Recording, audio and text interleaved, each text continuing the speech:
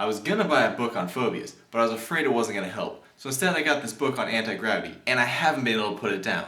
Now what you just heard there were puns.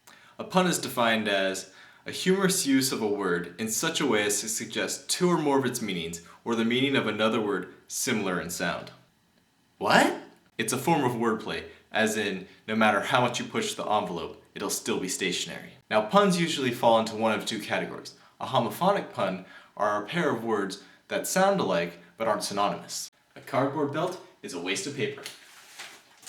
Now homographic puns, on the other hand, exploit words of similar spelling but with different meaning and sound. Because of the nature of these puns, they rely more on sight rather than hearing. A good example of this type of pun is you can tune a guitar, but you can't tune a fish, unless of course you're playing. Now when pronounced bass, you're talking about a stringed instrument. When you pronounce it bass, you're talking about a fish. Oh, that's pretty creative. And did you also notice the homophones of tuna and tuna? So you're probably wondering why I decided to make a video on puns. Well, puns have always been a passion of mine. Even in college, I was in a theatrical performance on puns. It was actually really just a play on words, but I still think that qualifies me to make this video. Play on words, I get it! Now since a lot of puns happen to be reclusive, understanding of the second aspect of the pun relies on understanding of the first. A noun and a verb were dating, but they broke up because the noun was too possessive! See, not everyone's gonna understand that joke, so it's crucial you know your audience. And it's also important to note that not everyone's gonna understand your pun right away. Like last week, I told my friend 10 puns with the hopes of one of them making him laugh. Unfortunately, no pun intended. Hey, that's pretty funny, thanks! So to help you out, I'm gonna give you 5 tips to telling puns.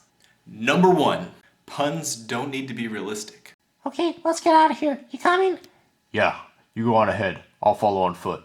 Number 2. Sometimes visuals help. I actually had to mug someone to get this pun. Number 3. Timing is everything. A thief who stole a calendar got 12 months.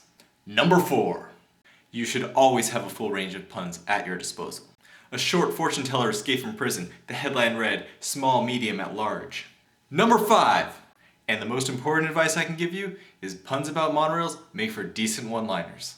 So thanks for watching my video. If you liked any of the puns, give me a thumbs up. If you have any puns you want to share, leave them below in the comments.